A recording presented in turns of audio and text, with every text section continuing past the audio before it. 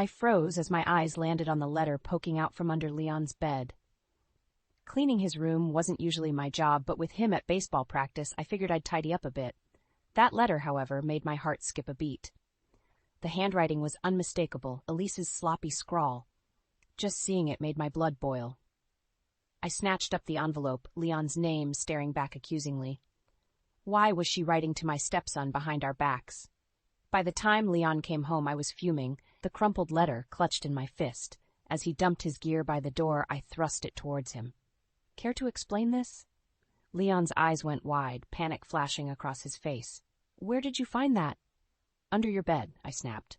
What kind of game is your mother playing at? He trembled, shrinking away from me. I didn't want to show you. She says she's coming back. My heart dropped into my stomach. After all these years, after all the hell she put Nathan through, that's not happening over my dead body. Tears welled up in Leon's eyes. She wants money, a lot of it. If we don't pay, she says she'll take me away. White-hot rage boiled up inside me. How dare that woman terrorize my family after everything we'd endured because of her? I pulled Leon into a fierce hug, my throat tight. Listen to me. My voice came out low and shaky. I won't let her anywhere near you. You hear me? We're going to put a stop to this, once and for all. Leon burrowed his face against my shoulder, his small frame trembling with fear and despair. In that moment, a protectiveness overcame me with such force, I knew I would move heaven and earth to shield him from Elise's venom. Steeling myself, I guided Leon out to the living room and sat him down. Tell me everything, from the beginning. As the wrenching story tumbled out, how Elise had been sending him letters for months, each more threatening than the last. Hatred towards that woman became a raging fire inside me. How much more trauma did she seek to inflict on this poor kid? Enough was enough. I would do whatever it took to keep Elise away and protect our family, no matter what stood in my way. Leon didn't deserve to be a casualty of his mother's cruelty any longer. This ended here. After Leon's gut-wrenching confessions, I pulled Nathan aside for a private talk. His expression turned thunderous as I relayed the disturbing details about Elise's harassment. That vindictive witch! He slammed his fist on the kitchen counter. I should have known she'd try to slither back into our lives. I reached for his hand, trying to exude calm through my own inner turmoil. We can fight this, Nathan. We have to protect Leon at all costs. You're damn right we do. His eyes burned with a protective fury I'd rarely seen before. I'll call my lawyer first thing. We have full custody. She can't just waltz back in and make ludicrous demands. That night, after getting Leon settled, Nathan filled me in on Elise's sordid history. How her addictions had spun utterly out of control, to the point of putting Leon's safety at risk. How the custody battle had raged for over a year, Elise lashing out with vicious accusations every step of the way. She would go on benders for days, leaving Leon alone as a toddler. Nathan grit out, fists clenched tight. More than once, I found him hungry and soiled, wailing in his crib. It broke my heart. Nausea churned in my gut. How could any mother inflict such neglect on her own child? No wonder Nathan had fought tooth and nail to protect his son.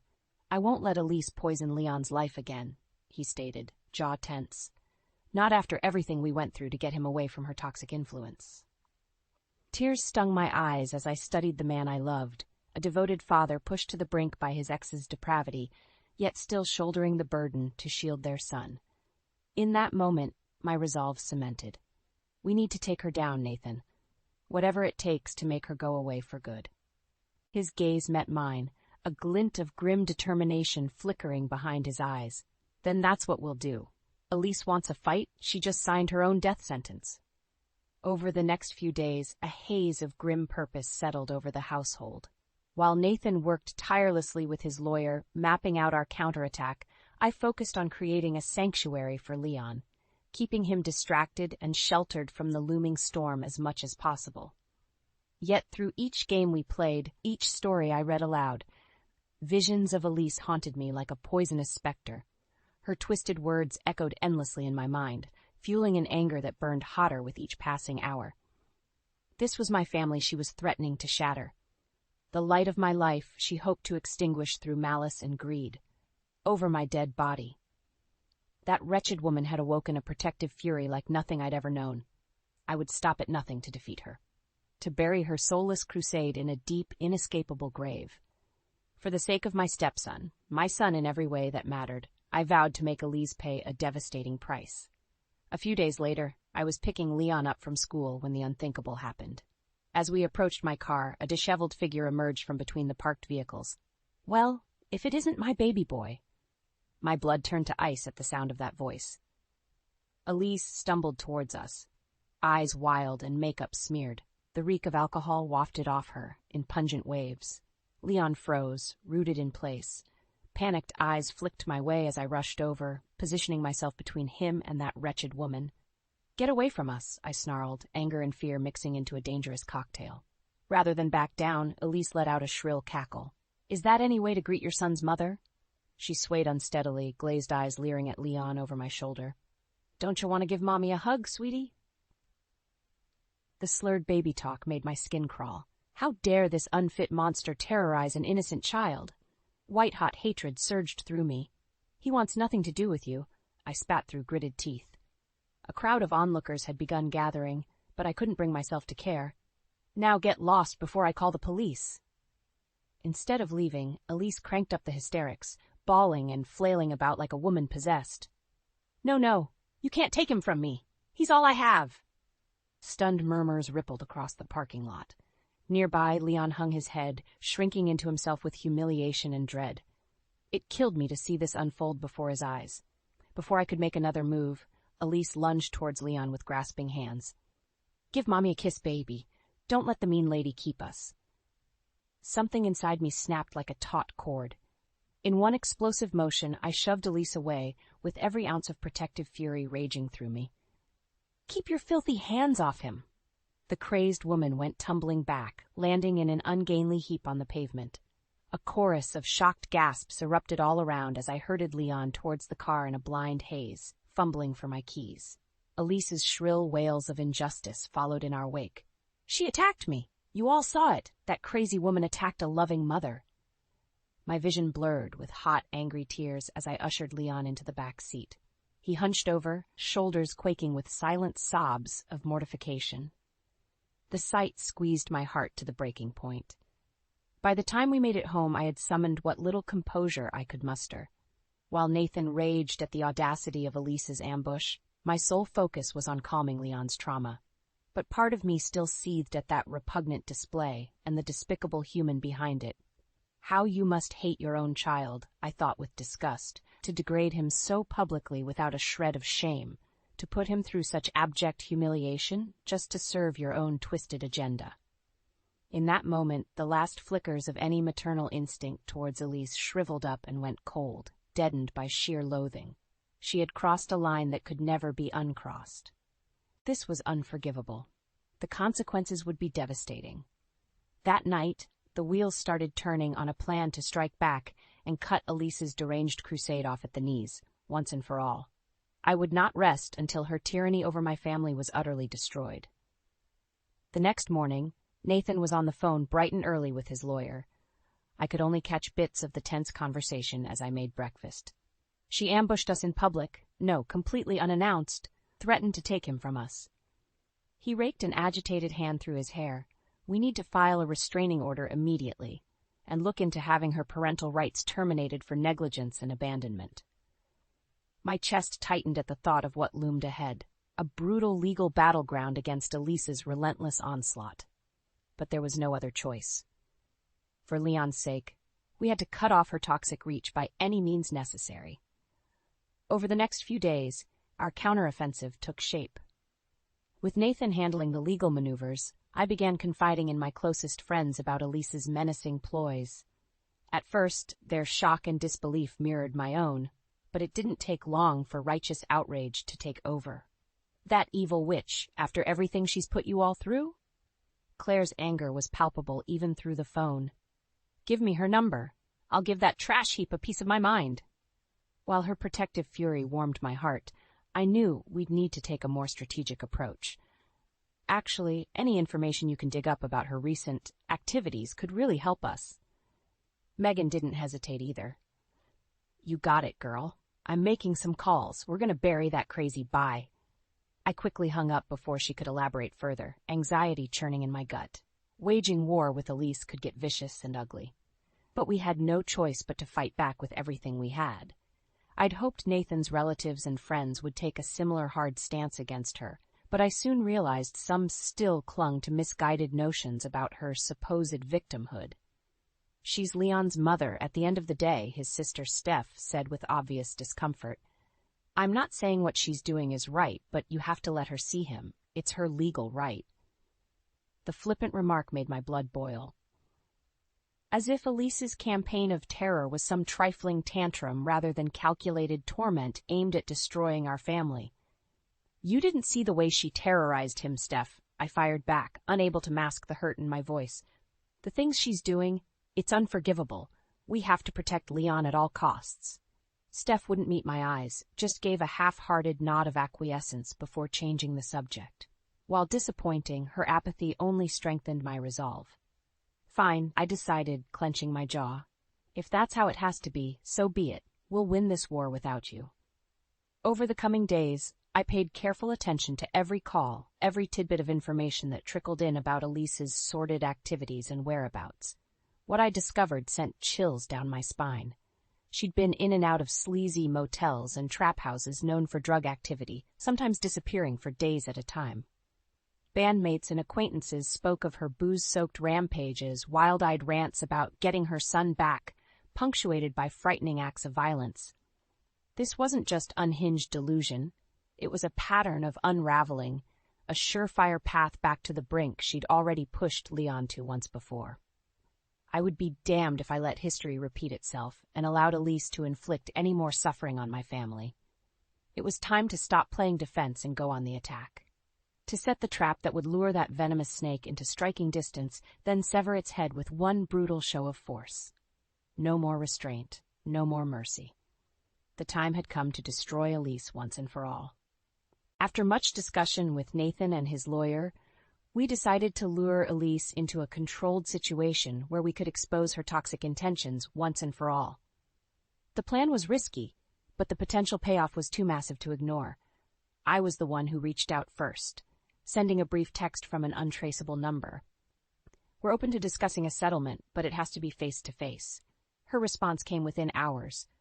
"Finally seeing reason, are we? Name the time and place." I tensed at her smug tone but pushed forward, suggesting a nondescript cafe across town at noon 2 days later. She eagerly agreed. The next 48 hours moved in a blur as we meticulously prepared our sting operation. Nathan's lawyer coached me on extracting a recorded confession without risking legal blowback. At home, we did our best to insulate Leon, not wanting him blindsided by whatever chaos might unfold. He could tell something was afoot, eyes wary whenever the subject came up. "Are you going to fight Mom again?" Guilt and protectiveness twisted my insides. "I'm handling it, kiddo. Don't you worry about a thing." The morning of the arranged meetup, Nathan and I reviewed the game plan one last time as I slipped a concealed recording device into my pocket. "You've got this," he said, eyes blazing with solemn determination. "Get her riled up and make her show her true colors. We're going to bury that lunatic for good." With a tight nod, I headed out to face Elise's toxicity head-on. My heart thrashed like a caged animal every step of the way. But I was past letting fear or doubt dissuade me. This had to be done. Elise was already waiting at the cafe when I arrived, absently nursing a drink. She perked up as I approached, mouth curved in a serpent's smile. "Well, if it isn't Mommy's favorite girl." Her gaze was hot with thinly veiled menace. "I was starting to think you'd never stop being a self-righteous bee." "Save it," I cut her off with an icy glare. "I'm only here to talk numbers." She cackled at that, eyes glinting with hostility. "A fat check and I'll make your nightmare go away. That's the deal, right?" Keeping my expression neutral, I laid out an initial lowball offer, knowing she'd reject it outright. As expected, Elise did not disappoint, bursting into hysterics about how insulted she was, how I'd be ruined if she unleashed her wrath. "Say hello to a life behind bars," she shrieked with spittle flying. "I'll make sure you never see Leon again, you self-righteous." "And how exactly would you manage that?" I prompted, keeping my voice measured and even. "The law is on our side, unless—" I leaned in conspiratorially. Unless you have some information about Nathan being an unfit parent, some evidence you've been sitting on. The corners of Elise's mouth turned down as her eyes shifted back and forth, gears visibly turning. She sucked noisily on her teeth before speaking in a low, liquid rasp. What if I told you Nathan's been blacking out on booze and putting his hands on my son? White-hot fury surged through me at the vile lie. But I fought to keep my expression impassive, giving a calculating nod of consideration. I definitely need proof of that if we're going to discuss a revised settlement. Elise's features contorted into an odious sneer. Oh, I've got proof, bitch. Pages and pages of dates he got nasty with the kid. Nathan was right. The claws were coming out in spades now. I just had to keep her talking long enough for the phony allegations to pile up into an indefensible bonfire. As venom and vitriol poured from Elise's mouth, I focused on maintaining my composure, allowing her to dig her grave ever deeper. The wire was rolling, capturing every last syllable of her delirious depravity. Soon, that filthy rodent would have nowhere left to run, no shadows to slither into, no schemes to inflict on those she professed to care for most. The noose was tightening with each heated word her forked tongue spat. And before long, I would pull it taut and watch the monster's world turn black. As Elise ranted and spewed her outrageous lies, it took every ounce of willpower to keep my expression neutral. My blood boiled listening to her vile fabrications about Nathan's supposed abuse towards Leon. He knocks the kid around something fierce, she sneered, leaning back in a show of arrogant nonchalance. Leaves bruises all over when he gets a few too many belts in him. Tiny little handprints, you know? I felt bile rising in my throat but refused to take her baited hook. I'll need documentation to verify these incidents. Elise's eyes glittered with cruel delight. Oh, I've got pictures galore. Ones that'll make your pretty hair curl right off. She reached into her purse with a theatrical flourish, clearly savoring her perceived advantage. My heart hammered as she retrieved a manila envelope and slapped it on the table between us. Have a gander at those, and we'll talk seriosifying on the cake. That fetid smirk twisted wider. Consider it a gift from Mother Dearest. As her grimy fingers slid the envelope closer, I steeled myself for whatever fresh torment she hoped to unleash. But now was not the time for shock or disgust. I had to keep her hooked until the deceptions reached their crescendo. Holding Elise's malevolent gaze, I slowly opened the flap and removed the stack of photos inside with a studied calmness I didn't feel. I forced myself to examine each one at length, feigning surprise and dismay as decreed by Nathan's lawyer. Well, she pressed after several agonizing moments, enjoying her twisted theatrics. Those look pretty damning, don't they? I don't know what to say, I lied, giving her a shake of my head. If these are real. Of course they're real. Elise exploded with alarming violence, slamming her palms on the table. Several nearby patrons cast alarmed looks our way, but she paid them no mind. Nathan's a drunken, child-beating monster. Always has been. Just ask around the old neighborhood how many times cops were called for his rampages. The venom in her voice turned my stomach, but still I refused to break character. If that's true, it's certainly grounds for increased compensation. She cackled at that. Harsh and mocking. Damn right it is. I'm talking full custody reinstated, or you ponying up generational wealth, because that kid is never seeing Nathan's ugly mug again as long as I have a say. At last, the moment had arrived. Elise had played her repulsive hand in full. Letting out a grim chuckle of my own, I reached into my pocket and flipped open the recording device that had been capturing her every word. You disgusting sack of lies, I spat with seething hatred. Did you really think you could drag an innocent man's name through the mud like that and get away with it? Elise's face contorted in sudden confusion and rage as realization sank in. You played me? That's entrapment, you psycho bi. Save the fake outrage, I barked, rising to loom over her. We have your unhinged desperation to smear and destroy captured for all to hear. This pathetic crusade of yours is officially over. Her crazed eyes went wide, nostrils flaring with indignant fury. For a moment I thought she might attempt to flee or attack. Instead, she let out a bizarre peal of hyena-like laughter that quickly curdled into an inhuman shriek of utter loathing. You have no idea what I'm capable of, she raged, brittle spittle spraying my face as she shot up like a deranged marionette. I will burn you and your pathetic family to the ground before I'm done. Just you, Whatever vile proclamations were to follow got choked off as her flailing arms struck me directly in the face. Instinct took over. I swung back with raw fury, feeling cartilage crunching under my knuckles as they connected squarely with Elise's twisted sneer. The impact sent her hurtling back against the tiled floor, wild eyes blinking up at the ceiling in stunned disbelief. The cafe erupted into shrill chaos as I shook out my stinging hand, chest heaving with exertion and disdain for the crumpled snake at my feet.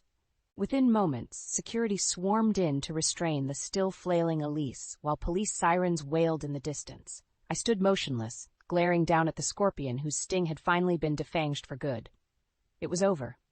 By her own venomous words, I'd drawn the kill shot that would purge my family's life of her toxic crusade once and for all. The remaining venom would be bled out through the courts and, if justice held sway, the inside of a prison cell. Nothing could shield Elise from the devastation she'd brought upon herself now. As the flashing lights drew nearer, all I felt was a cold, merciless satisfaction. The snake had lashed out for the final time, and I'd suffered her fatal strike without flinching. Now it was permitted to wither and die, a husk leaving nothing but a memory of near tragedy behind. Fitting punishment for a pathogen that had plagued us for far too long already, one that we would never allow to threaten our family's heart again. The aftermath of my brutal confrontation with Elise blurred into a whirlwind of police statements and legal proceedings over the next several weeks. Though she tried vehemently to flip the narrative and paint herself as the victim, the audio recording proved an irrefutable indictment against her unhinged lies and threats. Your client's history of instability, substance abuse, and abandonment leaves her in no position to claim any rights over the child, Nathan's lawyer stated with steely conviction during Elise's custody hearing. He played the damning audio for the court, her shrill rantings filling the room like a banshee's wail. I watched with cold satisfaction as Elise visibly shrank in her seat, face ruddy and mottled beneath the harsh lighting. For once, she had nothing vile to offer in response. No masks of deception to hide behind. In the end, the judge's ruling was both overwhelming and utterly vindicating. A permanent restraining order barred Elise from any contact with Leon, electronic or otherwise. Grounds for termination of her parental rights were established due to emotional neglect and child abandonment. And finally, she faced criminal charges for her harassment and defamation campaign against Nathan, along with the assault at the cafe. The massive victory rendered me lightheaded as we exited the courthouse that day. No more looking over our shoulders in constant fear, no more torment at the hands of a depraved, vindictive mind. At long last, we were free of Elise's toxic grip. Nathan pulled me into a fierce embrace, relief and joy etched across his features. "You did it, Maya. You saved our family from that demon once and for all." I held him close, letting the tears of release finally flow. For Leon, most of all, my brave young man could begin to heal his deep-hidden wounds without that vile presence lurking on the periphery. Speaking of Leon, he bounded over with a radiant smile. All traces of his recent turmoil melted away. I scooped him up into my arms, peppering his face with kisses to his gleeful protests. "It's just us from here on out, kiddo," I murmured, overcome with gratitude. The storm has finally passed. Over the days and weeks ahead, a giddy sense of peace and security enveloped our household. With the black cloud of Elise's villainy banished, Nathan and I could rededicate ourselves fully to Leon's happiness and well-being. We took him on weekend getaways, exercise outings at the park, movie nights stuffed with junk food, all the simple family joys that had been so cruelly overshadowed before. Seeing Leon's spirit soar higher with each passing day brought me profound solace. The haunted look had vanished from his eyes, replaced by the untroubled gaze of an adolescent allowed to simply be a kid. In its wake, I felt the last remnants of any misplaced empathy for Elise shrivel and die. How could she have ever allowed herself to become such a blight on her own child's life? To put him through years of torment for the sake of indulging her bottomless need for self-destruction. The depravity turned my stomach. While she festered in her cage like the wild animal she was, we would be out living the peaceful existence she'd tried to shred apart.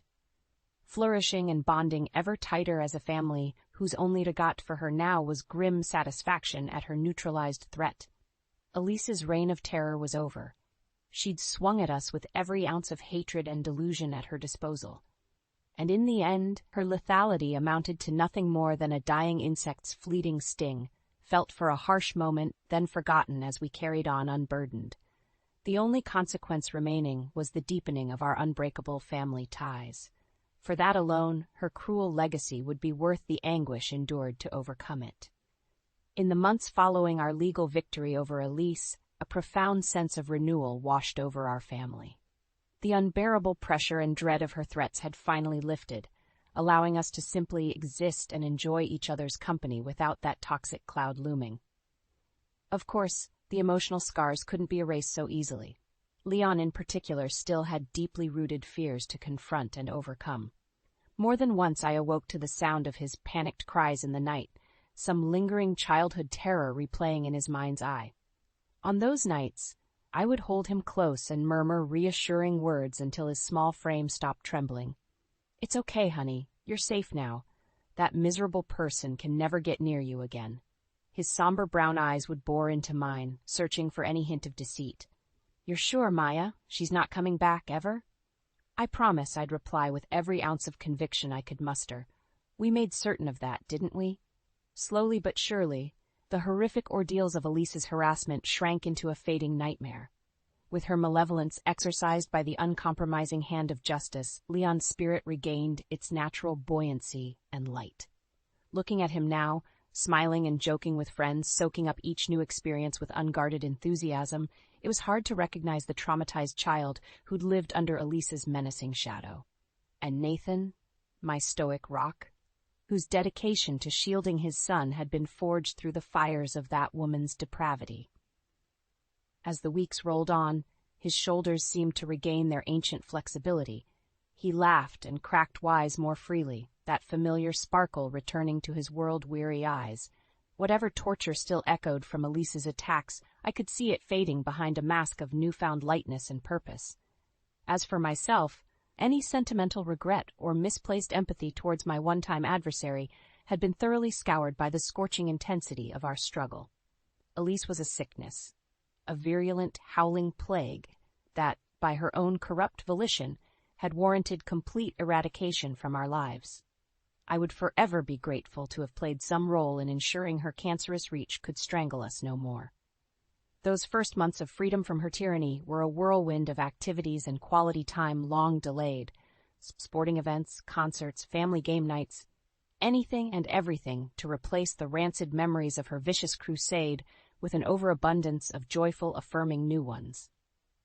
Before long, Leon was gearing up for his first year of high school, a normal rite of passage that at one point had seemed unbearably jeopardized.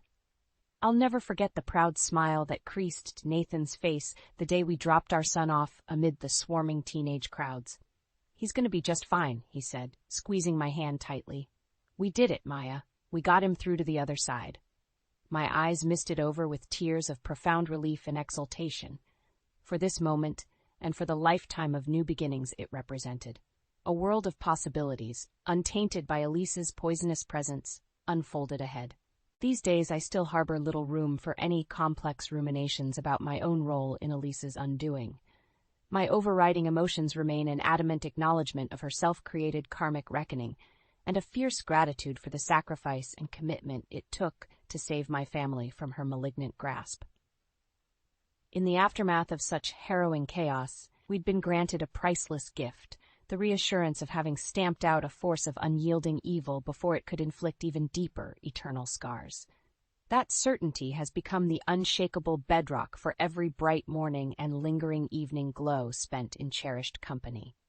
Elise's miserable campaign was, in the end, merely a catalyst for stripping our bonds of all vulnerabilities. What emerged from the scorched remains was a resolute, durable union, made sacred not by vows or bloodlines, but by the shared will to chesh demonic influence has no chance of severing. That victory will echo for generations to come. As for the dark forces themselves, they remain exiled to the nightmares from whence they emerged, empty, withered husks banished to a living purgatory, left to eternally confront how their singular existence amounted to a meaningless pursuit of affliction and misery. Pity them if you must. I've moved far past that indulgence. My only focus remains gratefully ever forward, celebrating the radiant possibilities unearthed by that all-important obliteration of Elise's shadow from our lives forevermore.